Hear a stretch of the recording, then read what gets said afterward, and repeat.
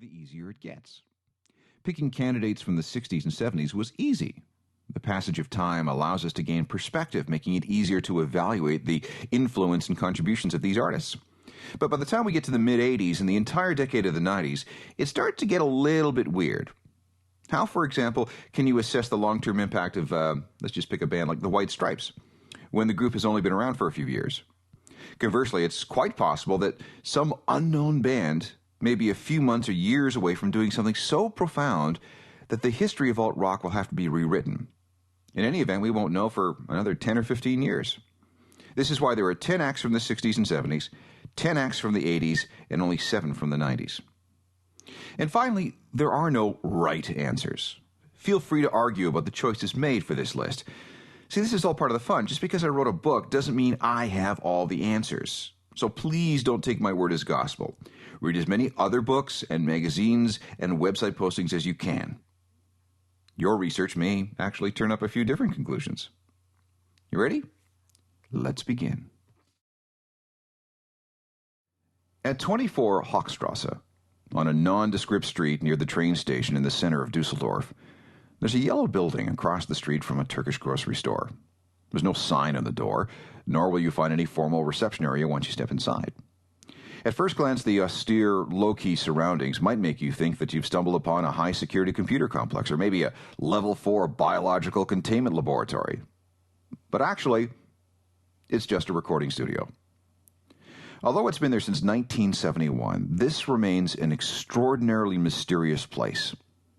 Unlike other famous recording studios like Abbey Road in London or Electric Ladyland in New York, Kling Klang is not available to anyone, no matter who they might be. In fact, only one group has ever used the place. The owners. Kraftwerk. Welcome to the world of music's most famous Klangchemikers, sound chemists. Men dedicated to the pursuit of a visual and oral art form known as Gesamtkunstwerk. Although Kraftwerk can't claim to have sold that many records over their 30-plus year existence, they really haven't, they could, if they chose to do so, boast of influencing the development of modern music on a dozen different levels. Their innovative use of electronics, computers, and on-stage imagery ultimately affected the course of everything from disco and house and hip-hop to pop, dance, and industrial music. Had it not been for Kraftwerk's relentless electronic pursuits, today's music would sound very, very different. Florian Schneider Esleben was born on April 7, 1947, in a small town in the Bodensee area of what was then the southern part of West Germany. In 1950, the family moved to Dusseldorf, where his father, Paul, became a well-known architect, designing and rebuilding airports and train stations that were destroyed in the war.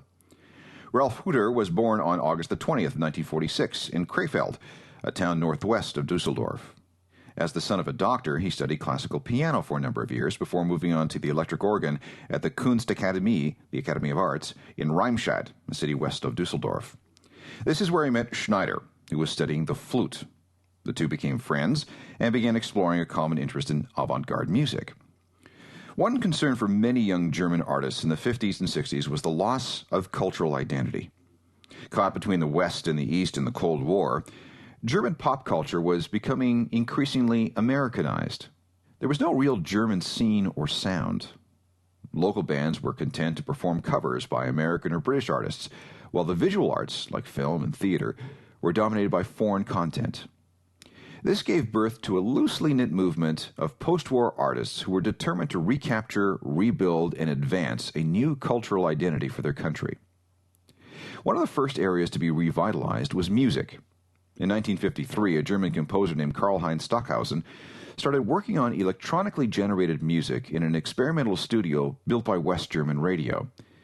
It wasn't long before he attracted a group of disciples who were all eager to push the edges of the musical envelope. Two of Stockhausen's students, Holger Tschuke and Ermin Schmidt, eventually formed Can, a Cologne-based classical-cum-rock outfit that specialized in adding layers of sound over a steady beat. Others followed, most notably New and Tangerine Dream. Although this music demonstrated little in the way of traditional song structure, it proved popular enough to set the foundations for a sound eventually dubbed krautrock by the British music press. As fans of Can, and as students of free-form improvisational jazz, Schneider and Hutter were soon caught up in the possibilities of mating the avant-garde with rock and roll. to keep listening to this audiobook. I've left you a link in the description so you can do it at no cost thanks to Audible's 30-day free trial.